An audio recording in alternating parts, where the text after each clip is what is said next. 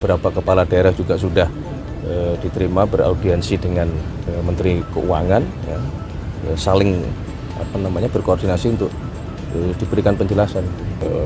Beras ya, padi itu meningkat dan akhir tahun ini akan memasuki kembali masa panen. Sebenarnya pertemuan rutin sebagaimana setiap minggu, ya. Kadang-kadang hari Sabtu, kadang-kadang hari Minggu. Jadi di setiap waktu kosong Bapak Presiden kemudian memanggil para menteri.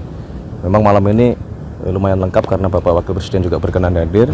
Kemudian ada beberapa Menko dan beberapa menteri terkait. Pertama, beliau seperti biasa ya, mengupdate segala program yang sudah dikerjakan oleh pemerintah. Tetapi memang terus terang malam hari ini tadi ada beberapa hal yang dibahas secara khusus. Salah satunya mengenai sistem keuangan dan sistem perbankan kita.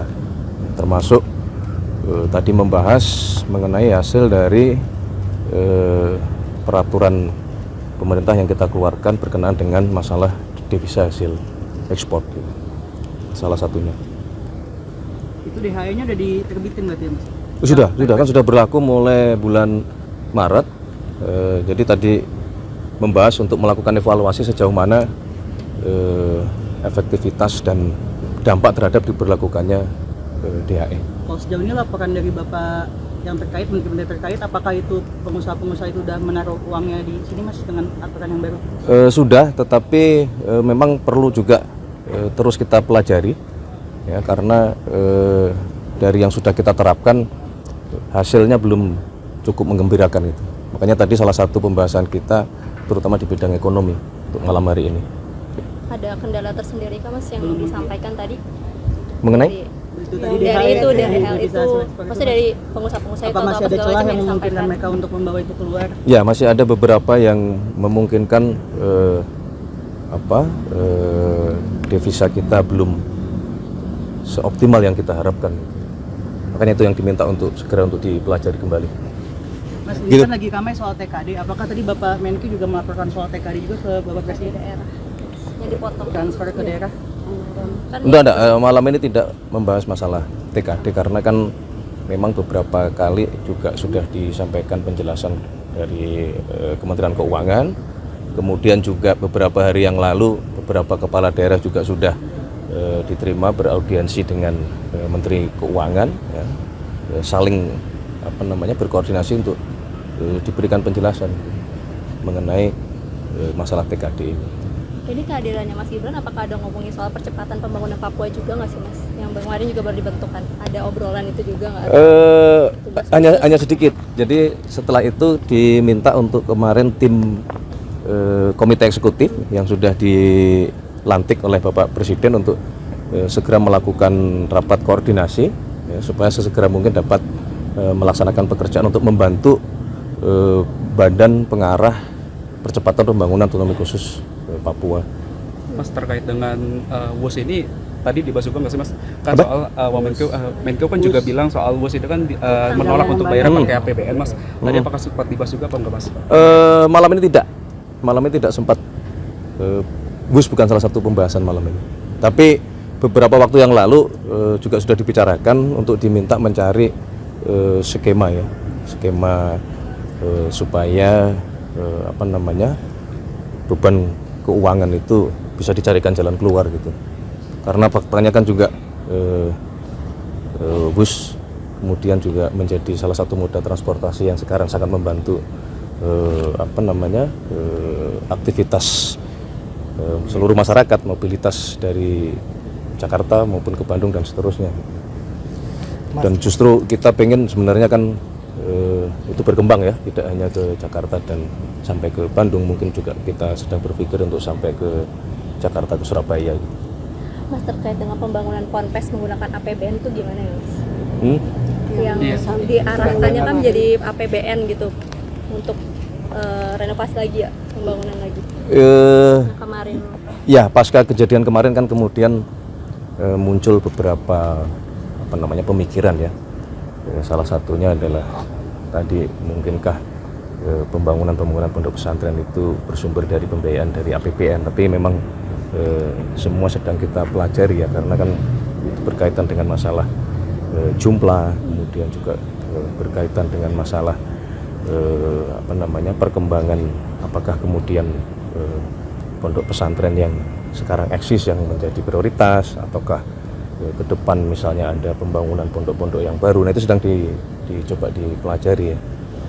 Yang penting adalah pasca kejadian kemarin Bapak Presiden memerintahkan kepada kita semua untuk sekali lagi melakukan pendataan, menginventarisir, terutama yang berkenaan dengan masalah keselamatan itu harus menjadi prioritas utama gitu. Jadi memang Kementerian PU diminta untuk melakukan cek ke lapangan ke setiap pondok pesantren untuk memastikan bahwa bangunan-bangunan fisik itu betul-betul terjamin keamanannya gitu, supaya tidak terjadi lagi kejadian seperti kemarin di Sidoarjo. Mas, infonya kan Bapak Presiden tengah malam ini akan bertolak ke Mesir, itu apakah betul Mas untuk menghadiri KTT soal Gaza Mas? Yang summit proposal itu. Ya, jadi malam hari ini selain memang rutin Bapak Presiden setiap minggu mengadakan rapat koordinasi dengan menteri-menteri terkait, juga malam hari ini tadi Bapak Presiden menyampaikan kepada kita semua bahwa kemarin secara khusus beliau mendapatkan undangan, memang juga agak mendadak kalau dari sisi waktu, tetapi bahwa undangan tersebut betul-betul memohon kesediaan kehadiran dari Bapak Presiden Prabowo, karena itu bagian dari kelanjutan perundingan yang semoga insya Allah itu bisa membawa perdamaian di Palestina dan terutama di Gaza gitu. Jadi tadi Bapak Presiden menyampaikan kepada kita semua bahwa untuk menjaga hubungan baik, dan itu bagian juga dari ikhtiar kita selama ini, maka Bapak Presiden memutuskan untuk menghadiri undangan tersebut gitu. Agendanya apa aja Mas? Apakah hanya diskusi aja atau nanti akan ada penandatanganan perjanjian kesepakatan itu gitu Mas? Secara detail kita tadi belum mendapatkan update, baik terutama juga dari Bapak Menlu, karena kadang ada pertemuan itu yang sifatnya terbuka, juga ada juga pertemuan yang kadang-kadang sifatnya tertutup gitu. Apakah ada kemungkinan Pak Presiden akan menawarkan kembali 20.000 pasukan perdamaian ke Gaza itu Mas, yang sudah disampaikan juga di panggung PBB Mas? Menurut kami kalau memang kemudian terjadi kesepakatan yang konstruktif ya, tidak menutup kemungkinan arahnya akan ke sana. Tadi Bapak Presiden juga menyampaikan hal tersebut, bahwa kalau memang kemudian tercapai kesepakatan ke arah yang baik, dalam artian terjadi perdamaian, dan kemudian salah satu konsekuensinya adalah kita Indonesia diminta untuk ikut serta membantu mengirimkan pasukan perdamaian. Nah, tadi juga dibahas dan diminta kepada tadi alhamdulillah yang hadir adalah Wakil Panglima TNI untuk juga mulai mempersiapkan diri. Manakala dibutuhkan kita sudah siap. Mas, soal pergantian Kepala Badan Pangan Nasional itu pertimbangannya apa Mas? Ya, jadi begini, yang pertama bahwa sebenarnya fungsi dari tugas Badan Pangan itu kan dulu memang ada di Kementerian Pertanian gitu, dan karena Mas Arief sedang ingin kita tugaskan di tempat yang lain, maka kemudian fungsi itu langsung dijabat oleh Menteri Pertanian. Dan ini tidak ada masalah, karena selama ini juga Menteri Pertanian dengan Bappenas selalu berjalan beriringan. Mas, tapi ada ini juga nggak sih catatan juga ya, atau misalnya perhatian juga terkait dengan temuan yang mutu beras turun itu karena lama tersimpan di gudang gitu. Itu kemarin disampaikan juga nggak sama Pak Amran ke Pak Presiden?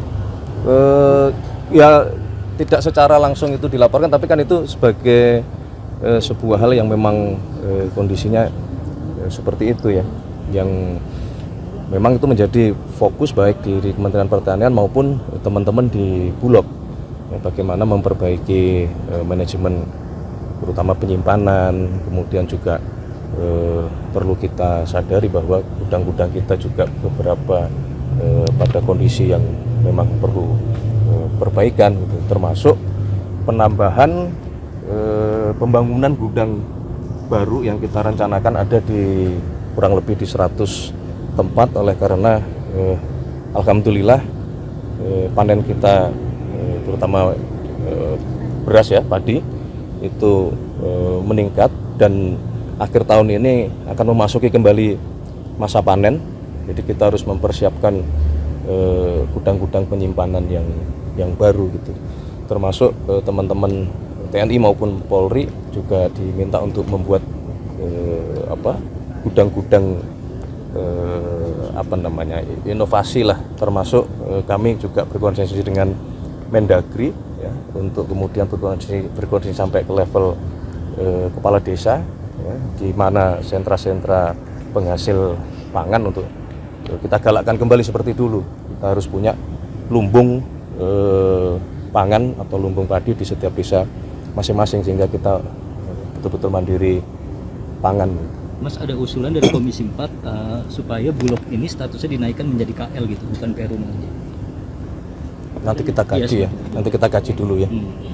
Yang pasti adalah Bulog terus kita perbaiki, dan alhamdulillah kan kemarin dalam sejarah salah satu pencapaian yang tertinggi serapan dari Bulog, dan minggu lalu juga sudah diputuskan bahwa Bulog diberi tambahan pendanaan supaya mengantisipasi kalau produksi kita melimpah baik beras maupun jagung, supaya itu juga bisa diserap oleh Bulog. Intinya adalah kita betul-betul mari semua kita kerja keras untuk memastikan yang paling utama adalah pangan dulu. Ya, kalau pangan kita aman, perut aman, selebihnya insya Allah aman. Soal bola Mas. Aduh. Evaluasi dari Bapak Tadi malam mainnya luar biasa bagus sebenarnya, tapi memang mungkin nasib belum berpihak. Kita coba lagi ya. Evaluasi dari Bapak Presiden. Kita evaluasi, kita perbaiki lagi, jangan patah semangat, terus jangan pernah lelah untuk mencintai timnas Indonesia kita. Terima kasih semuanya.